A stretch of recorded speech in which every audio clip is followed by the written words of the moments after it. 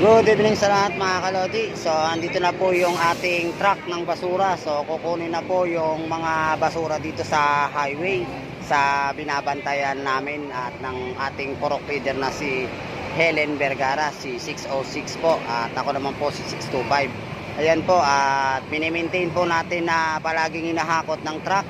At ayan ang mga masisipag nating mga kasama na naghahakot at nilalagay po sa truck ng basura mga kalodi. Ayan po, at pagkatapos po nilang hakutin yan mga kalod, syempre nandiyan po yung wawalisan po natin yung area para hindi po liparin ng mga sasakyan ang mga natitirang maliliit na basura. At isa rin po kasi yan sa nagpapabara sa ating mga kanal at sa ating kapaligiran. Kaya ayan po, i-check po natin silang maigi ng ma-sure po na mahakot nila lahat ng basura mga kalodi. Yan po yung ating mga makikisig at masisipag na mga kasama sa paghahakot ng basura mga kalodi. So ayan naman po yung ating purok leader na palaging nagbabantay dito. Ayan mga kalods.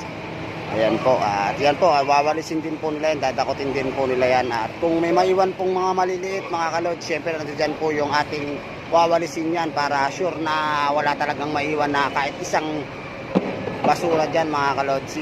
Ayan po oh. Ayan po oh.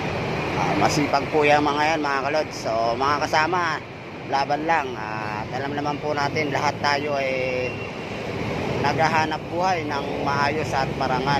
So paano po mga kalods, tatapusin ko na po yung aking video at ako'y magwawalis na rin po. Thank you for watching.